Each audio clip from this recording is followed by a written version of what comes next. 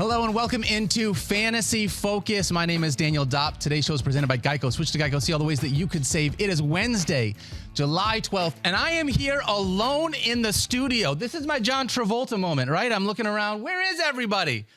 Don't worry.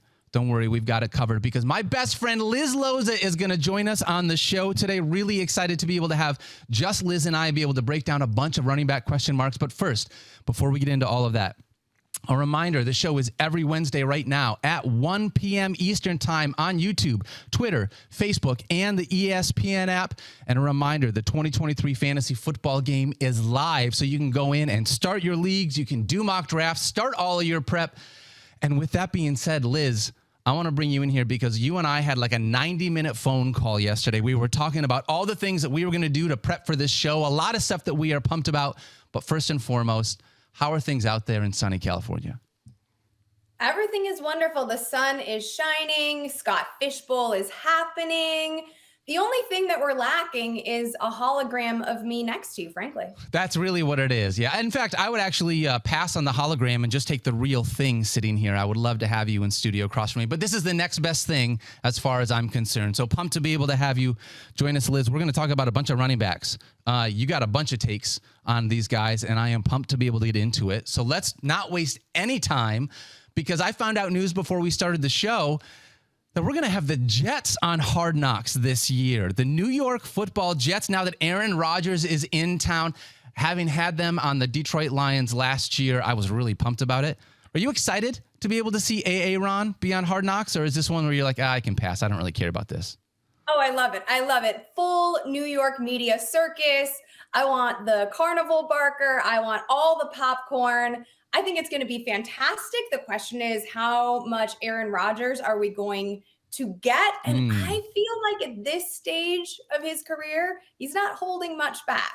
No, let's hope that he doesn't. That can make for some fun fireworks, especially if we do that. So I am with you on that. It'll be a lot of fun to check out Hard Knocks with the Jets. We'll see how everything transpires there with Aaron. But one of the guys we're going to talk about, we will see on Hard Knocks, and Stefania has talked about him a handful of times. We're going to talk about Breece Hall to start this. All right, Breece Hall, I want to talk about from last year. Do you remember how good he was to start the season? He was running back 8 through the first 7 games of the season last year before he tore his ACL. Now with Rodgers being in New York, when you're approaching drafts and looking at the running back situation, how are you looking at Breece Hall, understanding that he's coming back from this torn ACL? Okay, well, a couple of things, because yes, Breece Hall was fire, but do you remember the very beginning of the season when we had to live through the Michael Carter heartbeat of this offense? Yeah, you're right. I am so glad that everybody who actually watched Breece Hall tape and factored in the draft capital used to acquire him ignored those rules. Unfortunately, the ACL, which I believe he suffered in week 7, is a complicating issue heading into this year. My personal take is that he will get back to his 18 to 20 touches per week, but it's probably not going to happen until after the Jets week 7 bye. Okay. So in looking at that, a little bit of trepidation, and obviously we've been waiting for Stefania. A couple weeks ago on this podcast, she talked about how he hit 22 miles per hour running in a straight line, which is great. You got to do more than run in a straight line if you're going to be a running back in the National Football League. And so there is a little bit of that, making sure that he is back, can cut, do all those things. Last year, though, Liz, I want to say this, in the 7 games that he was active, and he got hurt in the middle of that week 7 game. Amongst running backs with at least 80 carries, he was RB2 in yards per carry, just behind Nick Chubb. He was RB2 in rushes over 10 yards, only behind Nick Chubb. He was top 6 in targets, top 3 in goal-to-go rushes, and he was only running back 18 in touches, which showcases how efficient he was when he did get the ball and they were trusting him, not having to live through the heartbeat of that offense, which is Michael Carter. So I think this guy really is the limit. There is so much that Breece Hall could bring to the table. It's just how quickly will he get back to that full form? And what is this offense going to look like now that Aaron Rodgers is under center? Well, there's a lot to deal with, right? There's a saying that I like to use in fantasy, and that's evolution takes time. So Aaron Rodgers might take a minute to get on the same page with Garrett Wilson and the rest of his receivers, even though some of the old, there's obviously the reunion tour that's happening, Nathaniel Hackett being a part of that, obviously. But I also just feel like, to your earlier point, return to sport is different than return to prior level of performance for an athlete, especially for an athlete like Breece Hall, who, I mean, his best attribute as a runner is that he knows how to find daylight and race towards it, right? He breaks arm tackles and he drags dudes with him. Last year before the injury and like on total on the season in comparison to all other running backs, he averaged nearly 1.5 breakaway runs. And a breakaway run is considered a run over 15 yards per game, and a juke rate of over 50%. So you're right. His efficiency is certainly part of his game, and his athleticism and physicality is part of his game too.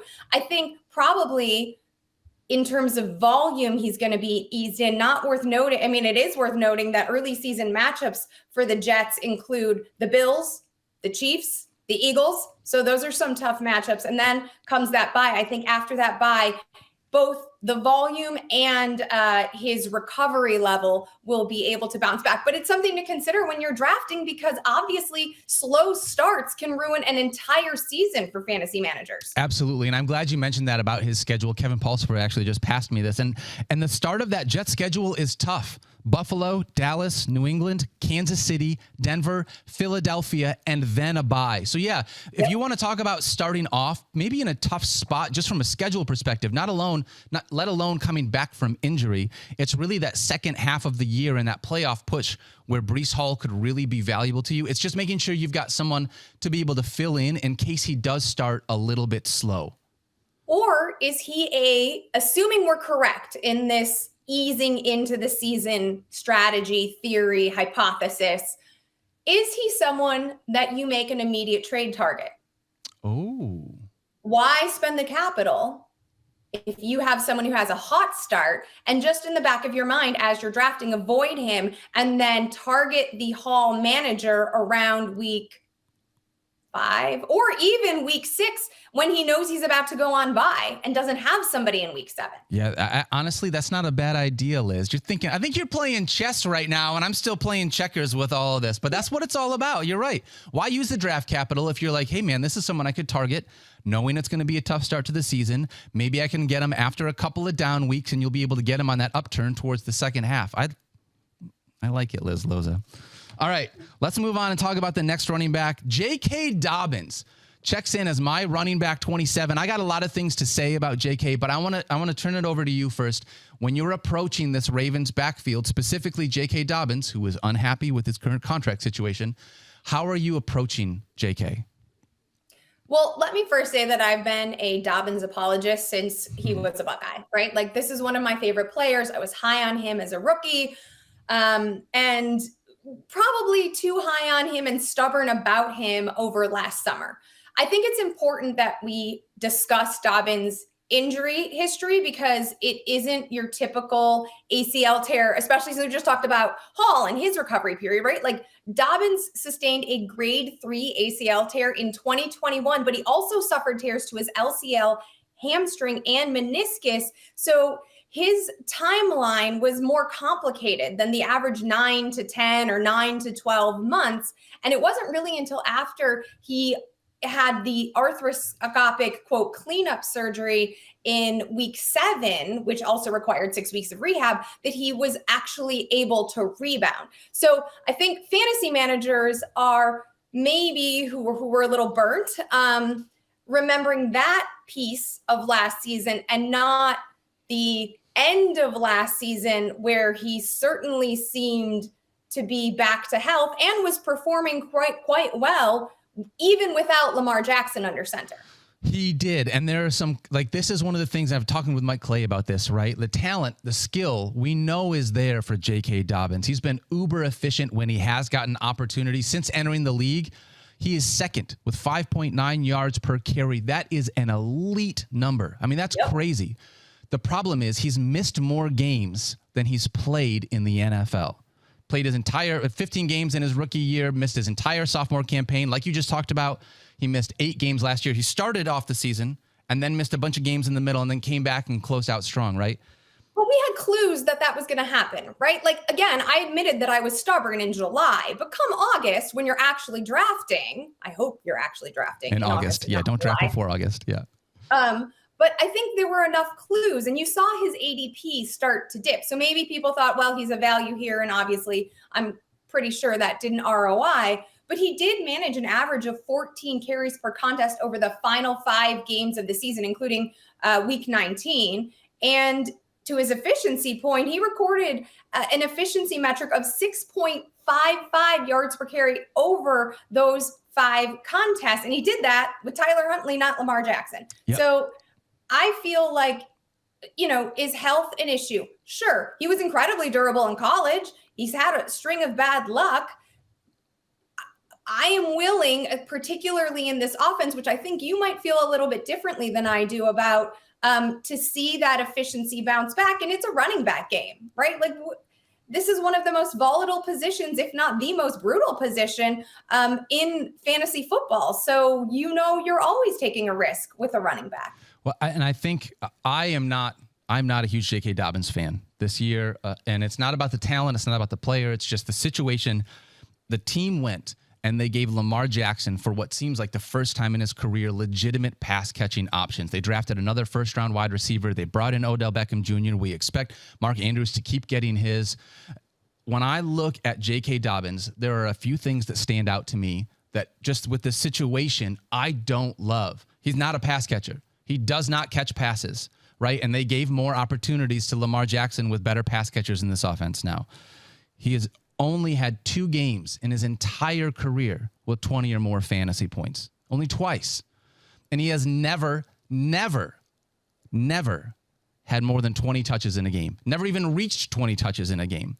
Everything is going to be about keeping him healthy, right? And that's a part of that injury concern. And so when I'm looking at that workload, when I'm thinking about, all right, if he's not going to reach 20 touches, what's the way for him to be able to maximize his spot in my fantasy lineup? It's either scoring touchdowns or it's catching passes. And with him not catching passes, I just haven't seen enough touchdown equity for me to love him any more than like a value RB3 for me this year. Oh, a value RB3. I think he is going to see enough volume and be efficient enough to be an RB2. I understand the pass catching point. I also take a little bit of issue with he just doesn't do it. Just because a player hasn't done it doesn't mean, especially with the new offensive coordinator, can't do it. Josh Jacobs is a perfect example of that to me. And there are new pass catching weapons. And the theory is that Lamar is going to spread the ball around more, especially in the new offense, in this new look offense, but also old habits die hard. And as much as the team clearly likes Gus Edwards, Gus the Bus, who took a pay cut to stay with the team and had his own knee issues. And as much as Justice Hill is like this change of pace option, who frankly has seen the majority of his snaps on special teams, J.K. Dobbins is the RB1 in an absolutely what should be at least lit offense. So it sounds like no matter what, J.K. Dobbins won't be on a team of yours. I will probably bite and don't mind taking him as a dead zone pick if I can get him as an RB3, I'm thrilled. I think that's fair. From that perspective, if I get him as an RB3, I'm going to be fine with it. Right? Okay. Thinking about how everything's going to work out, I think there's enough upside with everything. I don't disagree with the upside in that offense. It should be much better. There should be opportunity there for him because, as you pointed out, there's no one playing behind him at that running back position that's really going to push for major touches, it feels like. So I can understand all of that. I would just prefer in fantasy, once I'm getting to that point, to try to find a running back that has more pass catching upside. And maybe with his new offensive coordinator, that's going to change, but I would rather look at a guy like, let's say, Rachaad White. Spoiler alert, this is how we move forward. Rachaad White comes in as my running back 20, and he's somebody else that we have a bunch of question marks on. I want to know how you feel about Rachaad White in this Tampa Bay offense now that Tom Brady is gone, now that Leonard Fournette is no longer there.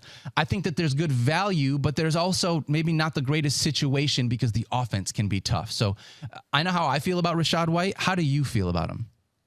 I love him. He, in fact, is my favorite dead zone pick. So if somebody snipes me, it's going to be Dobbins. But I love White. I understand there's concern about the efficiency of this offense in a post-Tom Brady era. But I still think that White could be a top 25 producer because of the lack of depth behind him. I mean, let's break it down. He's going to lead this backfield, right? Who else is there? Chase Edmonds?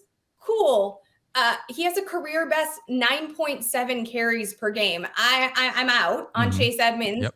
Keyshawn Vaughn, 91 career touches over 3 seasons. Patrick Laird and 2 undrafted free agents. That's what's behind Rachaad White, who upset Leonard Fournette, frankly, a lot last season because Uncle Lenny wasn't getting the ball in favor of the young guy. Yeah, I think even looking at that, right? Leonard Fournette had 70-some catches last year, and even with Leonard Fournette being there, Rachaad White still brought in 50 balls. Like, that's the thing. As a pass catcher, he still showcased what he can do. Now, how much of that was Tom Brady being able to dump it off to the running back position versus what we're going to see from Baker Mayfield or Kyle Trask? That's something to be able to figure out. But with nobody else there in that backfield, as much as I don't love the situation, because the situation is on a team that maybe won't score as many points as I would like, it also works into a fact that I think that they're going to be down a lot. They're not going to be a good team. So if they're going to have to be playing from behind, because I think they're going to be down, a guy like Rachaad White, perfect. And this is all you. I take this from you, Liz, as a second hero RB running back. Rachaad White is fantastic because he's got that pass catching upside on a team that may have to use him late in the game that you're looking for if you're going to hold off for a second running back. So I'm totally with you and love what he could potentially be in this offense given where he is going in drafts. It's also worth mentioning that there's a new offensive coordinator in Tampa Bay as well, replacing Byron Leftwich, who happens to come from the Pete Carroll coaching tree. And if we know one thing about that offense, it is a proclivity towards running the ball. So yes, I agree with you in terms of chasing points and having a lead or salting the clock or any of that, probably not so much, but because of White's ability as a pass catcher and questions about not just the quarterback, but also Mike Evans, frankly, like it's not Mike Evans' role to take quick dink and dunks, right? Like he's your big downfield contested catch guy. I think White could be like a safety valve, frankly, for Kyle Trask or Baker Mayfield or whatever we end up with here. Absolutely. I'm totally with you. And with that, Mike Clay has him projected to be top 10 in targets at the running back position. So I think that projection is for it's going to be able, like he's seeing it. We're all seeing it. Love him as a later round running back to be able to target if you want to hold off on the 0 RB situation. I think that's fantastic. I think that Liz, I don't want to do this because I hate being negative. I was just negative about J.K. Dobbins. And then I was positive about Rachaad White. I love being positive about players. I'm kind of out on Cam Akers this year. And I want to talk about this. Okay? Cam Akers. Running back 8 over the final 7 games last year. If you're just thinking about the end of the season, there are so many things to love about what Cam Akers brought to the table from weeks 12 to 18, which was the fantasy playoffs, mind you, exactly when you wanted this kind of production. He was tied for first in rushing touchdowns, third in rushing yards, and had 100% of the Rams' goal-to-go carries. He was the guy that would get in the end zone if they were going to find a way to be able to get down into that goal-to-go territory. My concern, Liz, is similar to J.K. Dobbins. He doesn't really catch passes super well or at a high clip. Not that he can't, but he at least didn't last year. And when all of that offensive production took place, there was no Matthew Stafford. There was no Cooper Kupp. Mike Clay has this offensive line projected to be the 30th worst offensive line in the game. And so you're talking about a team that last year, dead last in offensive yards per game. They're rushing 27th in rushing yards per game. There are so many things that just like build up to this situation where it's like, as a non-pass catcher, a guy that only came on towards the end of the year on one of the worst offenses in football, Cam Akers just falls in this really crappy spot where I don't really want to draft him again because of the situation, not because of the potential talent that the kid has. But this is the value game. Right? Okay. Like nothing you said was wrong. In fact, heading into last season, I was the one who went on the marathon. You know, the ink on my contract wasn't even dry. And I said, it doesn't matter what you think about Cam Akers because Sean McVay loves him. Cue the Britney because things got toxic right after that. Holy cow. What a journey that we had to live through. Like they were Ross and Rachel's lobster and then they went on a break and then it's like the final episode and Akers is the guy again. the name of the game in fantasy is always value. Is this offense going to be efficient? Probably not. You make an excellent point about the offensive line, which I think was most of the team's undoing, frankly, last season as well, and was underestimated how much that offensive line and the shuffling that happened around it was going to negatively affect the rest of the team. But let's talk about who else is there. The Rams spent a 6th round pick on Zach Evans and added Sony Michel, and they're both going to add Kyron Williams and Ronnie Rivers. Williams, by the way, I know the team really likes him, but he can't stay healthy. So tell me how Akers doesn't touch the ball 15 to 17 times per game. I mean, in theory, with this offense clicking the way that it should with a healthy Matthew Stafford and Cooper Kupp, yeah, Cam Akers would be the guy in that backfield because none of the rest of the guys really give me any kind of pause, especially from a fantasy perspective. It's just whether or not Cam Akers can continue to stay healthy, and then we'll see how productive he can be based on what the offense does. But I hear you. And I was saying this, I was talking to Kevin Pulsifer before we started this, who's doing a bunch of research stuff for us now that Kyle Sappi is no longer here. Again, shout out to Kyle. We love you, man. Miss you. But Kevin and I were talking about it before the show, and this is a situation where it feels like it gets to a point where sooner or later, like you said, a running back is going to be of value in fantasy drafts. And I can talk about how I don't love J.K. Dobbins, or I can talk about how I don't love Cam Akers because of the reasons that we just talked about. But eventually it gets to a point where that guy is still going to be higher rated for me than someone else who has a lesser opportunity than this player. Because right now, Cam Akers definitely has RB1 opportunity within this Rams backfield. To be the RB1 for the Rams, not he can be an RB1. Correct. Yeah.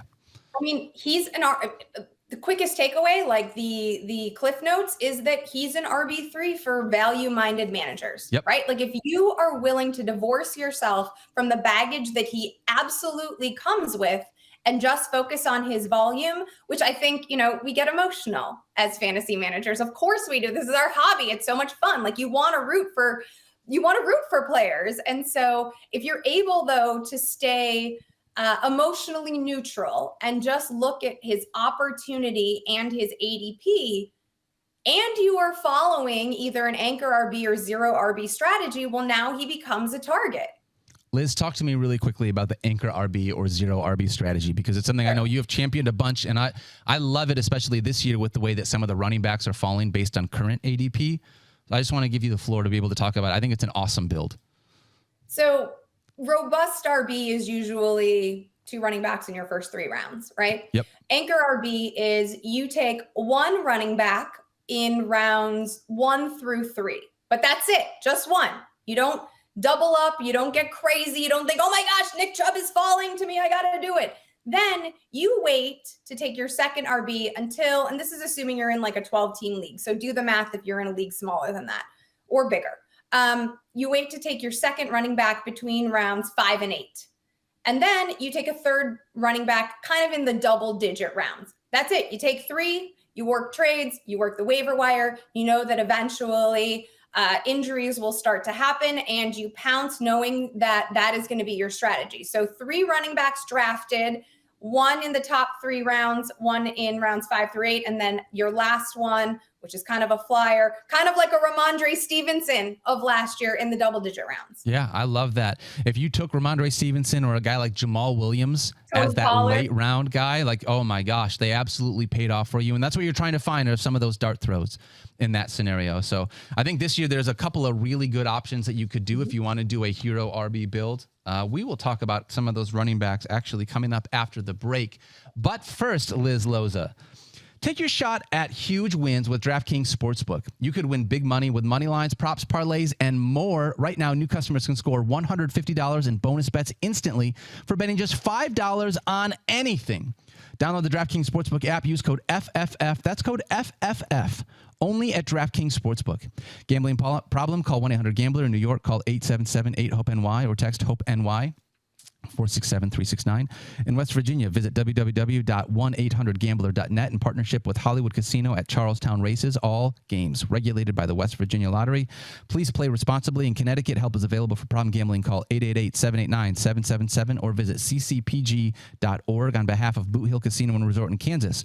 21 plus in most eligible states, but age varies by jurisdiction. See DraftKings.com, DraftKings.com/sportsbook for details and state-specific responsible gambling resources. Bonus bets expire 7 days after issuance. Eligibility and restriction and deposit restrictions apply. Terms at sportsbook.draftkings.com/baseball terms. Geico also asks, how would you love a chance to save some money on insurance? Of course you would. After all, who doesn't love a great deal? Am I right? And when it comes to great rates on insurance for all things in your life, Geico can help. Like with insurance for your car, truck, motorcycle, boat, and RV, even help with your homeowner's, condo, or renter's coverage. You could save even more with a special discount when you bundle your coverages. Plus, add the easy-to-use Geico mobile app, available 24-hour roadside assistance and more, and choosing to switch to Geico becomes an easy choice. Switch today. See all the ways that you could save with great quotes and discounts. It's easy. Simply go to geico.com to get a rate quote or contact your local agent and get started seeing how much you could save. All right, Liz, I have a proclivity. Did I use it right? Did you say I've never used that word. I have a proclivity to want to draft pass catching running backs in fantasy football. I literally looked it up because I have not used that word ever in my life, and I realized it's an inclination or predisposition towards a particular thing. And anytime there are two words that have more than 10 characters in the definition of the word, it still makes it really tough for me to figure out what's going on. But still, I love what the Eagles did in going out and getting a guy like DeAndre Swift to add to their backfield. So when I look at this Eagles backfield, I want to open the question up to you. They got Rashaad Penny that they brought in, who has been uber efficient when healthy and out there on the field. The health part is the concern. We have DeAndre Swift, who when healthy has been unbelievably efficient as a pass catcher, a literal PPR monster. But the health is the concern. So you have these two running backs that have been crazy efficient coming now to an Eagles offense that runs the ball a ton. How do you approach both DeAndre Swift and Rashaad Penny, understanding that they still have a guy named Jalen Hurts who's going to get his own on the ground? Couple of things. Love the way that you laid it out. Also, really appreciate your willingness to learn new things. We never stop learning and growing. Right. As humans and fantasy analysts. So here's what I have learned about both of these running backs. Okay. They have complementary skill sets, which means they're going to be used in tandem. And you mentioned DeAndre Swift's pass catching prowess. Please look up prowess. It's going to make me so happy. Swift, to your point, has averaged nearly 4 catches and nearly 30 receiving yards per game over his career.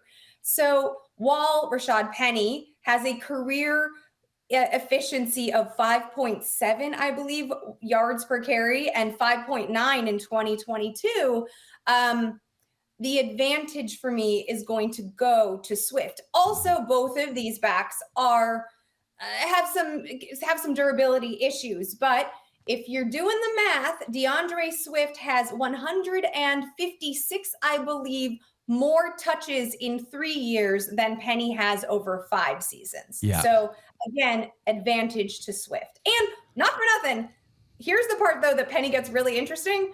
This offensive line is going to be fire. And so now both backs have a little bit of a boost there as well. And the touchdowns are going to be hard to predict because of Jalen Hurts and his proclivity again for poaching the goal line. But I think ultimately in PPR friendly formats, even if it's just half point PPR, Swift gets my vote. I'm totally with you on all of that. I think in looking at that, if the NFL had outlawed that play, then I think we might be looking at these running backs a little bit differently. But with the way that Jalen Hurts push at the goal line is going to be allowed as another thing this year, right? Like that means that we still expect, and Mike Clay is still projecting, like Jalen Hurts to have 8 to 10 to 12 rushing touchdowns again this year. So I am fully with you. I think Rashaad Penny feels like, and I don't want I don't want to use the word injury prone. I'm going to say it, but like he's had problems staying healthy, right? But Rashaad Penny feels like an injury prone Nick Chubb, where he is just uber efficient. He runs through tackles. His yards per carry are unbelievable, but he doesn't really catch passes. That's not a part of his game, right? Sure. And unless he gets in the end zone, you're talking about needing someone that's going to get you 100 rushing yards because they're not adding anything in the passing game. So he kind of feels like a Nick Chubb light from that perspective, whereas DeAndre Swift, I was frustrated. Last year, DeAndre Swift was running back 13 in fantasy points per game. And that's how we have to talk about Swift in fantasy is on a per game basis because of the amount of time that he's missed. Because it just happens every single year, right?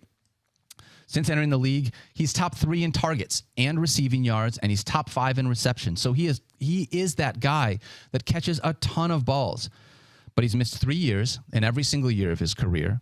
And last year, to your point about being able to stay on the field, he only had 147 touches in his 13 games. They were trying to preserve his health. That was 10.5 touches per game, which is running back 39 on the season.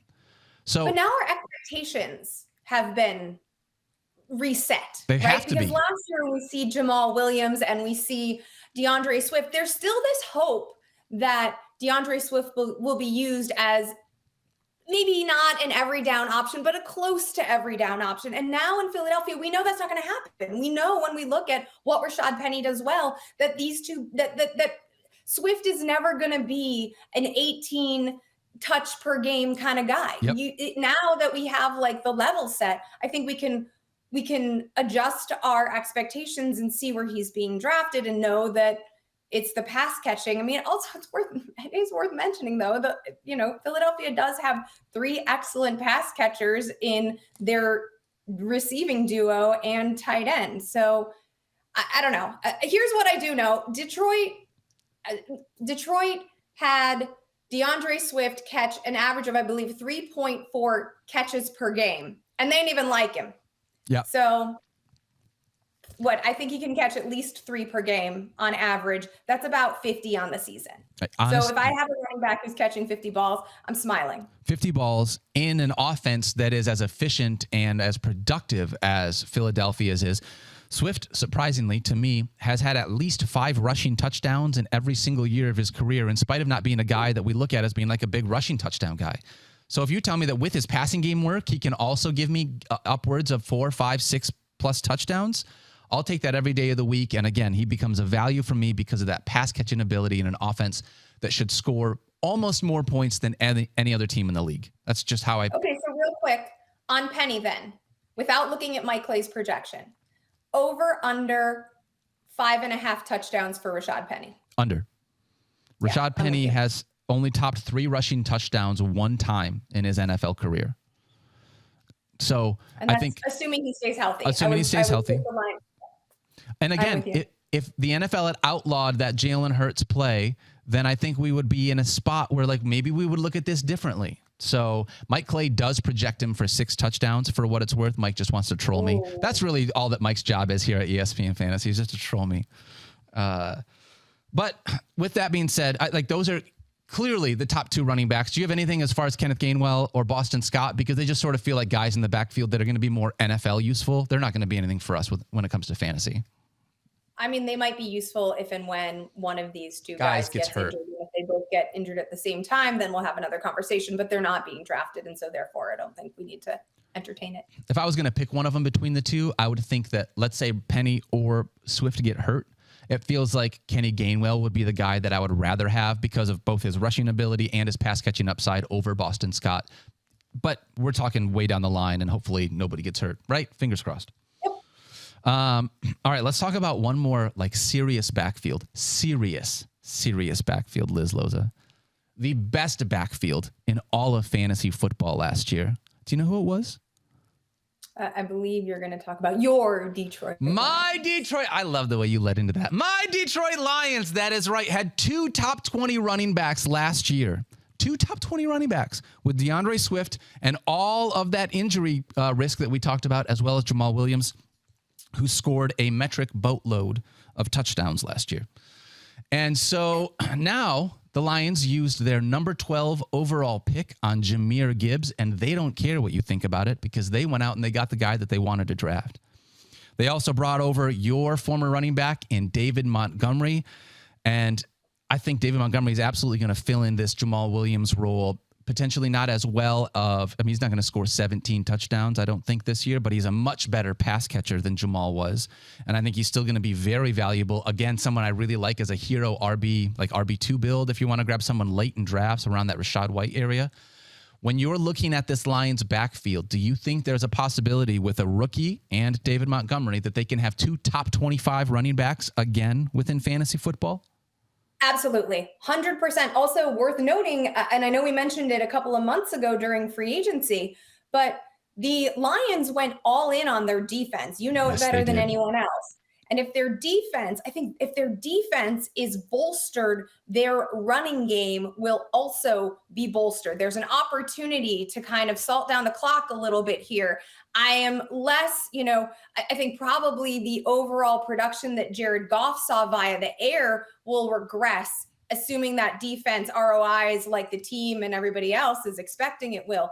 I think that makes David Montgomery a really not exciting, but really high floor, high value option inside the top 25. And as for Gibbs, I mean, he is an RB2 with RB1 upside. His ability as a pass catcher, I mean, this is a player with rare acceleration, 91st percentile burst score, and a natural pass catching ability. He recorded over 100 grabs at Alabama, right? Also, Alabama, not, over here state or whatever. Correct. So I think that his work as a receiver just makes him so valuable in PPR friendly formats. I am totally with you. And if he had caught 100 balls at like Southern Mississippi Christian State, it would be a different idea. Yeah. But he played at freaking Alabama, right? Against the best of the best coming into this situation. And it very much feels like David Montgomery is going to be that guy that they lean on between the tackles, right? Yep. They want him to be that guy to fill in that Jamal Williams role. But by the way, he's got more upside in the passing game than Jamal Williams does.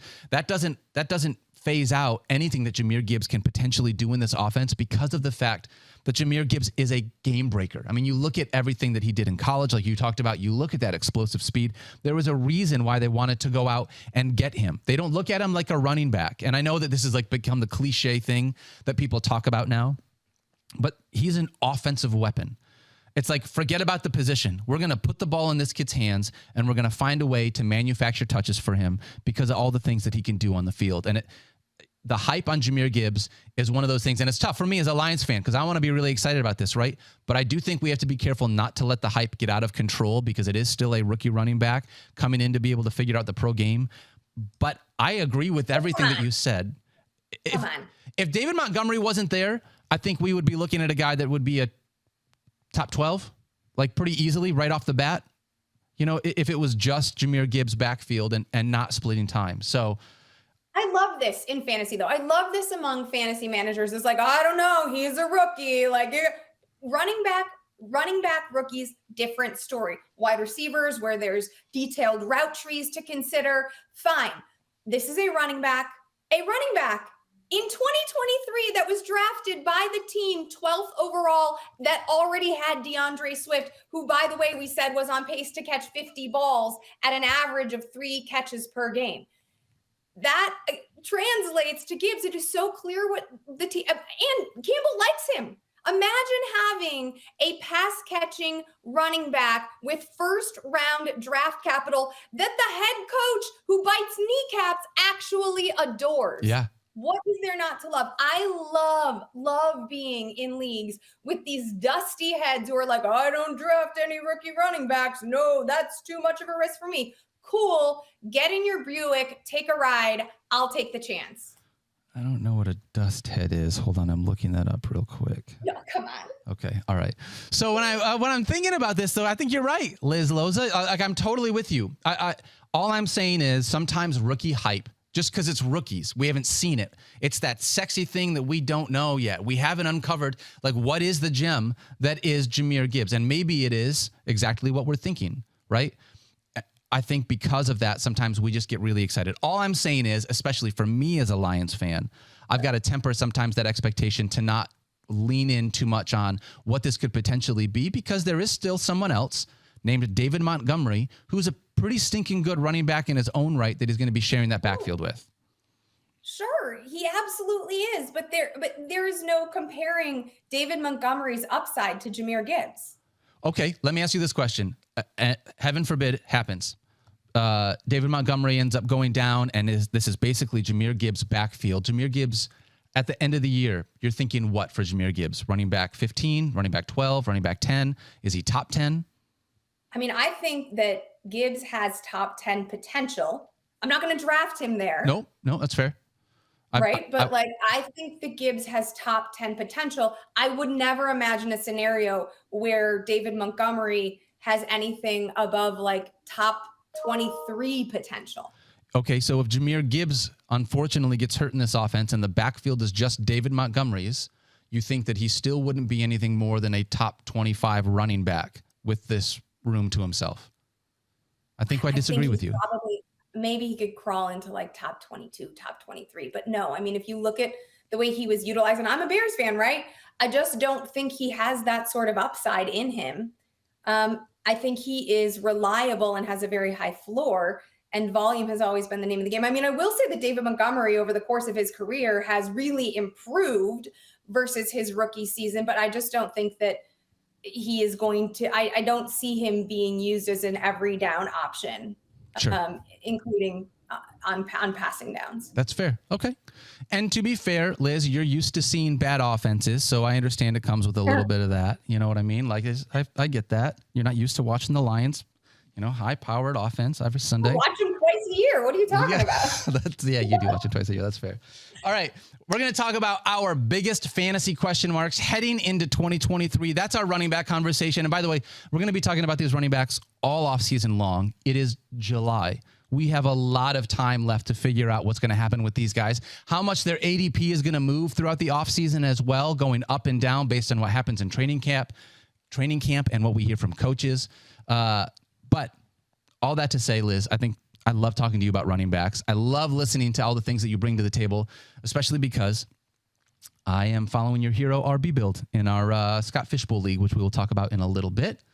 But now let's talk about the biggest question marks heading into 2023. I want to open it up for you. You had brought forth the 49ers offense. And so I'm just going to set the table. When you're looking at the 49ers, now led by Brock Purdy, it seems like they want him to be the guy. How are you sussing out what to make of this offense from a fantasy perspective with a guy like Brock Purdy under center? So we all say like a guy like Brock Purdy, Mr. Irrelevant. But Brock Purdy is also in Kyle Shanahan's offense. And I asked Kevin Pulsifer to do a little bit of digging for me because, when you see Brock Purdy, you think, right, well, he was like the luck ran out eventually and he couldn't possibly be that good. His average depth of target was just 6.9 yards. And he had a mere 5.3% of his attempts surpassed 20 yards, right? That's pretty low. But then you think okay, well, what does Kyle Shanahan do really well? What did he do with Jimmy Garoppolo? A lot of quick, short passes, right? This whole offense relies on yards after the catch, which becomes all the more clear when you have players like, George Kittle, Brandon Ayuk, Deebo Samuel, CMC, right? Those are yak monsters in each of their roles. And so I don't really think that it's going to matter. In fact, when I looked at Ayuk, who I loved last season and, mentioned a couple of months ago that I was still going to be high on in 2023, regardless of the quarterback situation, he's coming off of a career season in which he caught 78 balls for over 1,000 yards and 8 touchdowns, was the wide receiver 15 overall. His average yards per target with Jimmy Garoppolo was 8. With Brock Purdy, 8.9 yards per target. Ooh, okay. So, yes. So the math is that, maybe over an extended amount of time, Purdy's ADOT would not necessarily, blow up or blossom to a huge number, but could grow as comfortability, reps, etc. were to grow. Also worth noting that Ayuk's catch rate, yards per reception, yards per route run, percentage of plays over 20 yards were also all better with Brock Purdy under center than Jimmy Garoppolo. So you said a lot of positive things there. I'm trying to think about it, whether or not I want to say the negative things I want to say, Liz, because Let's say it, because there are two players that I'm out on. Okay, that's fair. I think my concern when you talk about the 49ers offense like that is you listed a lot of mouths that we expect to be involved in fantasy. I mean, like George Kittle's top 5 tight end, top 7 at least, easy. He's my bust of the year, though. Right? That's fair. Deebo Samuel is still a top 20 wide receiver. Top 25, Brandon Ayuk, we want to see more from because we think that there's like a heck of a lot more to that player, especially in fantasy, that we can uncover. CMC is going to get his. And so when I look at this offense, I don't think Brock Purdy is going to be throwing 300 yards and 3 touchdowns a game. So like, while I love what this could potentially be individually, I don't know if he has enough to be able to spread it around to all of those guys for it to not be something that it already has been, which is basically CMC is going to get his own and then pick a week. Is this the George Kittle week? Is this the Deebo Samuel week? Is this the Brandon Ayuk week? Because I don't feel like there is enough, at least from what we saw in Brock Purdy's game, to necessarily support a bunch of guys that are going to be in that like tier 1 at their position within fantasy. Is that fair? Well, not with that defense. Not with that defense either. But I also don't think any of these, I mean, other than CMC, who's the one overall, right? Like, I don't think anyone's debating. But Christian McCaffrey is the engine that runs this offense. His connection with Kyle Shanahan is... Oh, right. I mean, he does have a better connection to Kyle Shanahan than Liz apparently had with whatever program we were using. So I'm going to really quickly wait for Liz to come back because she just dropped out, and I'm going to talk about my biggest fantasy question mark for 2023, although I wish Liz was here because I want to talk about her Chicago Bears. Justin Fields and DJ Moore for me are 2 massive question marks heading into this year. Justin Fields was drafted in the 16th round last year of ESPN fantasy drafts. He turned that into a top 5 finish at the quarterback position, and he did it solely by using his legs. Over 1,100 rushing yards, 8 rushing touchdowns.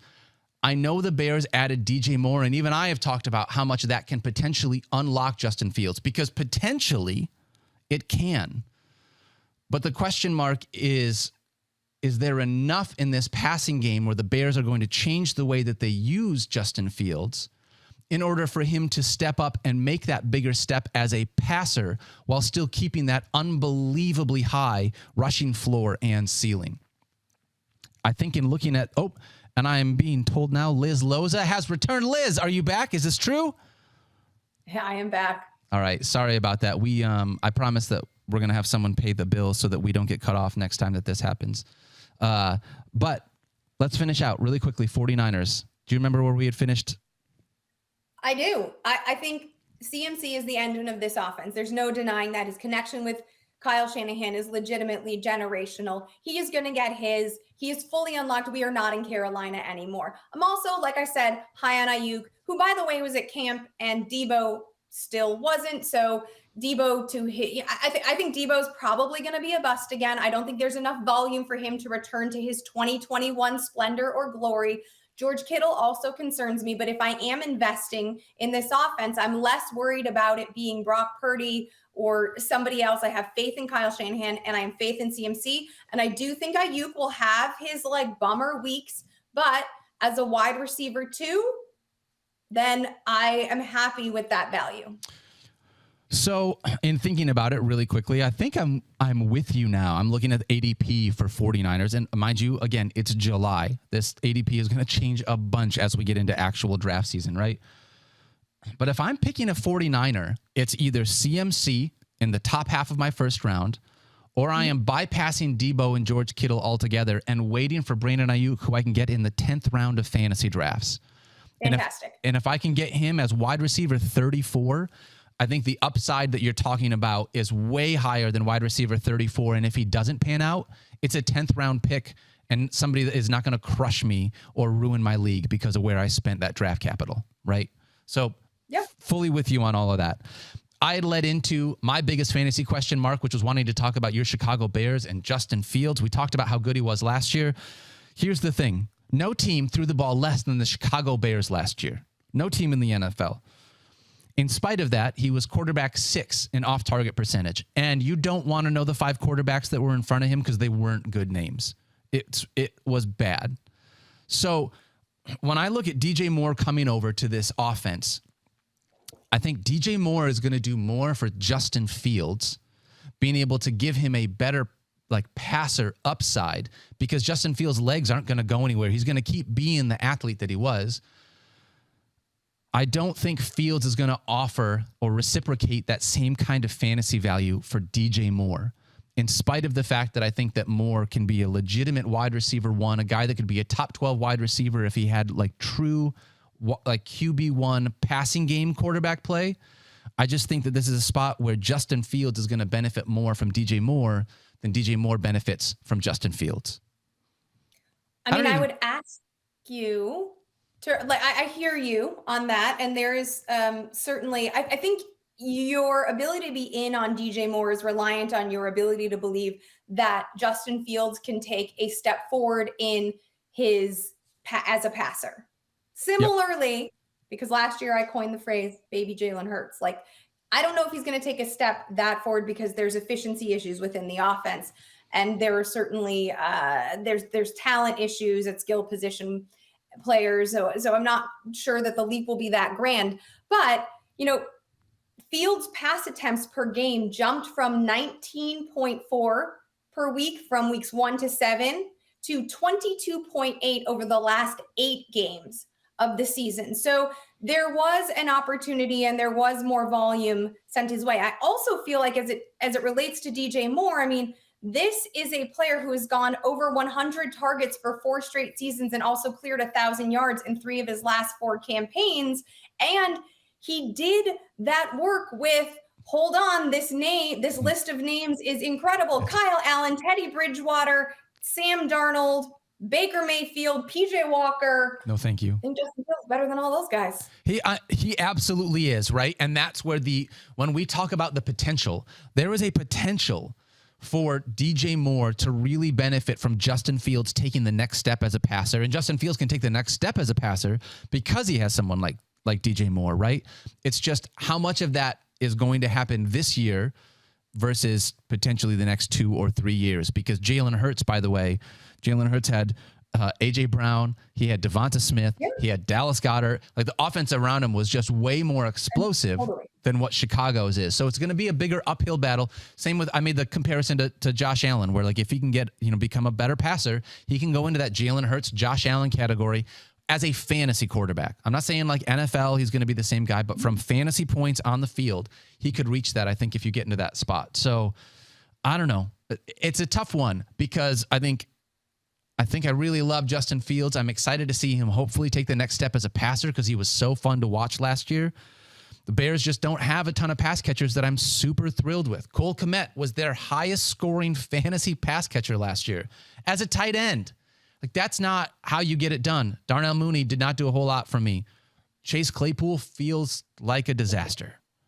Okay, so wait a second, though. So Darnell Mooney, I got a lot of hate from fellow Chicago fans. I went into last year saying that Darnell Mooney is not an alpha. That's just not his job, and he's being positioned as an alpha this season. Similarly, by the way, to the way that Devonta Smith was positioned as an alpha, and it wasn't until A.J. Brown joined him on the opposite side of the field that he could really shine and do what he does best. Sounds like you were right. Mooney's efficiency will absolutely increase when you have a receiver like DJ Moore with veteran savvy and route running skills on the opposite side of the field. So I do think the efficiency of this offense, and I'm not comparing them to Philadelphia because there's an obvious drop off, but I think the efficiency will improve once everybody gets to do their job the way they're supposed to do their job. Darnell Mooney, currently wide receiver 55, being drafted in the 16th round. He is basically free right now in fantasy drafts. So it's not like it costs a whole lot to go out and get somebody. And that's a fair conversation. If DJ Moore is going to get his own, if there's going to be a better opportunity for Darnell Mooney to find his role within this offense, getting him here. 16th round, not a bad spot to be able to get somebody for basically free that has some upside to his game. All right, we have one more live read, and then we're going to take a few questions from our social setup. But first, we all know about the speed of sound, but have you ever thought about the sounds of speeding? If you drive over the speed limit, there are lots of different sounds you might hear. Drive too fast, you could hear the sound of your vehicle crashing. The sound of ambulance and first responders desperately trying to free you from the wreckage. You could hear the beeps of a heartbeat monitor. You could hear doctors and nurses in an emergency room as you are being treated for your injuries. You could hear the sound of worried family members in the hospital waiting room, hoping to hear that you're okay. You could even hear the sound of people crying at a funeral, because if you drive over the speed limit, whether by a lot or by a little, you can do damage that's beyond repair. You could seriously injure yourself, or worse, you could hurt or even kill someone else. So when you speed, you put everyone on the road in danger. One way or another, speeding catches up to you. Paid for by the NHTSA. All right, Liz Loza, really quickly, we're going to take a couple of questions. But first, you have your Scott Fishbowl draft that is going to take place. You're doing a live draft in Scott Fishbowl this year, I think, with Fantasy, in collaboration with Fantasy Cares. Is that correct? Yeah, it's actually, the live draft is at the Trophy Smack headquarters here in Southern California. So me and a car full of my LA buddies are traveling down together. Trophy Smack always puts on an incredible event. I went last year. We'll draft live. I'm in the Randy's Donuts division, and yeah, I'm driving down with Tom Everett Scott, James Roday, Garrett Lerner, and it's going to be a hoot. I'm really looking forward to it. Wait a second. You're road tripping with shades? Is that what you just said? You and Tom Everett Scott? Oh my gosh. We did it last year, yeah. I love Tom. He is my favorite, for the record. I've watched that thing you do 6,000 times. I've also watched a bunch of other movies he's in, so it's not just that one thing. But big Tom Everett Scott fan. Bigger Liz Loza fan, though. I do want to say that. Yeah, of course. Kevin Pulsifer just gave me this note. In the last 15 picks of his Scott Fishbowl draft today was J.K. Dobbins, Cam Akers, Rachaad White, David Montgomery, and DeAndre Swift. All the running backs we talked about. It's like people are just listening to the show today, Liz. I think that's what I'm taking away from this. If those are all dead zone, if those are all sort of being dead zone, being drafted in the same general area, now we have given everyone a rundown so listeners can pick their favorites or rank them accordingly. Heck yeah. I love Scott Fishbowl, and I don't want to spend too much time talking about it, but I do want to say, like, Scott this is one of the greatest things that happens the entire fantasy season. Scott Fishbowl as a league is incredible, all put on by Scott Fish, and so much that he is able to help with when we're talking about donations to charity and being able to look out for other people. Like, Scott is a genuine human. Go follow him at ScottFish24 on Twitter.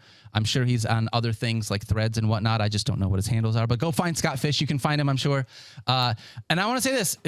Scott Fishbowl feels like the start of fantasy season, right? We're at a spot right now. You should not be drafting other leagues. Don't go in and be like, oh, let's start our fantasy draft right now. You need to be waiting until August, mid-August, early September to be doing that. But this is a league that has 3,000 people across the entire industry, a bunch of industry people, a bunch of random people. It's so much fun bringing people together that we start this draft now. And it's like the unofficial kickoff to fantasy football, because we get 3 weeks of these drafts to be able to like have things to talk about, to talk with our friends and our producers and everybody that we agree or disagree with on these picks.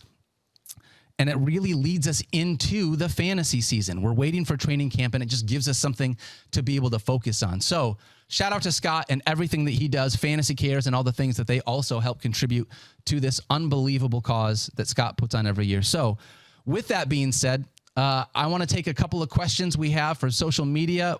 A lot of what we've talked about, I have news, and I have talked about from a Scott Fishbowl perspective, because I have drafted a bunch of these guys. I drafted David Montgomery in my league because of the things that we talked about. So again, just go out and follow Scott because he's awesome, and it's totally worth a follow. All right. First question that we have coming from Twitter, they're going to throw up on the screen here for us to be able to see. Comes from Chase. For a 10-team PPR league, what position do you like best, and which one is the worst? If you were going to be drafting, Liz, do you want to be at the front half of the draft? Do you want to be in the middle so that you don't have to get worried about being sniped on any runs? Do you like being at the back 10, 11, 12 turn? How do you like drafting?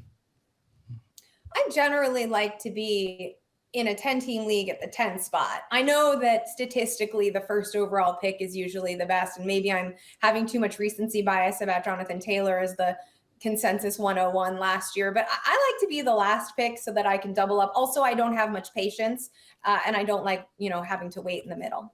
Yeah, I'm at a spot. I think I like being at the 2, 3, 4 area because it allows me this year to get either Justin Jefferson, Jamar Chase, CMC, or Austin Eckler, Tyreek Hill. Getting one of those top guys, I feel like gives you such a floor to be able to draft the rest of your team from. So I like being at the front half of drafts, but that's where I'm at. All right, we got one more question here from Twitter. Question comes in from our friend Bradley. Wants to know, where would you feel comfortable drafting Davante Adams? Talent, obviously unquestionable. Jimmy G has produced good fantasy wide receivers in the past, but we still don't know if he's going to be healthy enough or he just won't produce as he has in the past. Liz, how are you approaching Davante Adams, and are you worried about him now having Jimmy Garoppolo rather than Derek Carr under center? I mean, do we really think that Jimmy Garoppolo is that much of a step down from Derek Carr? Like, Derek Carr's last season was a disaster. And obviously McDaniels has familiarity with Jimmy Garoppolo. And I think this year, the focus of the offense is going to be on a lot of, similarly to the way that Jimmy was used in San Francisco, like short passes, mid-range passes. Davante Adams has proven to be an incredible talent. Like, I don't see where he can't drag an average quarterback into production. My biggest concern, frankly, is the strength of schedule that the Raiders have. It's pretty tough. So that's what I'm mostly concerned with. But I would still draft Davante Adams just outside of my top 5 wide receivers. Probably, in the first half of the second round. I think that's where I'm at as well. When I'm looking at wide receivers in that area, here's the thing. Does any wide receiver in the NFL get open better than Davante Adams? Right? And Jimmy Garoppolo is not a scrub. It's not like he's playing with someone under center that we have to worry about. Like, Jimmy Garoppolo can find the open guy. And when that guy is Davante Adams, it makes me have quite a bit less fear, actually, because of just how good he is as a wide receiver. So I'm with you. I don't think there's enough. From an NFL perspective, maybe there is a drop-off from Derek Carr to Jimmy Garoppolo, but in fantasy, and that's still a maybe, in fantasy, I don't think it's going to impact Davante enough for it to be worth it. Also, the volume, let's just talk about that really quickly because there's no Darren Waller. So if you're looking at this offense in terms of like which of these pass catchers are unlike the others, right? You've got Jacoby Myers, you've got Hunter Renfrow, you've got a lot of guys who do a similar thing. You only have one Davante Adams and you no longer have a Darren Waller. So from a volume perspective and a high, not just number of targets, but high value targets perspective, Davante Adams is the clear winner. Heck yeah.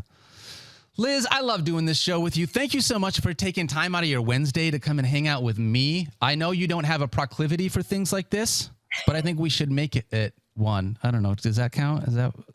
We should make it a proclivity? I don't think we can say that. You always get an A for effort. I appreciate that. Liz, tell everybody where they can find you in case for some reason they are not finding you on social media or in case they are looking for their WNBA fix, because you have been locked down on WNBA content right now.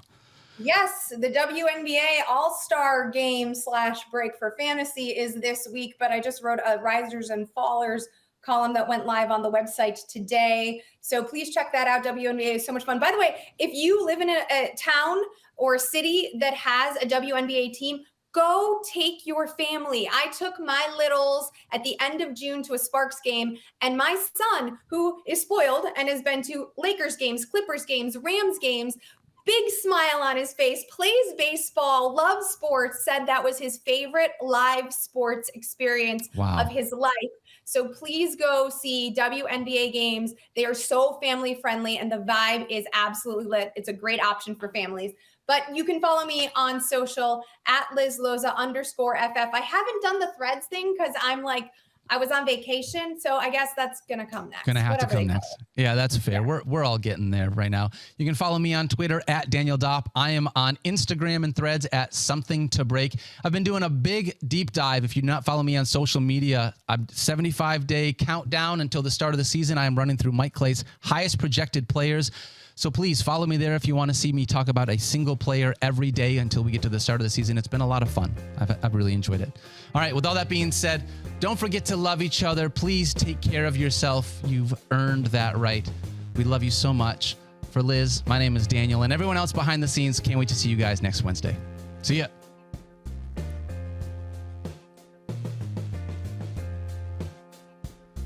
Liz, you're better than Mike Clay ever was. I didn't say it. No, you didn't.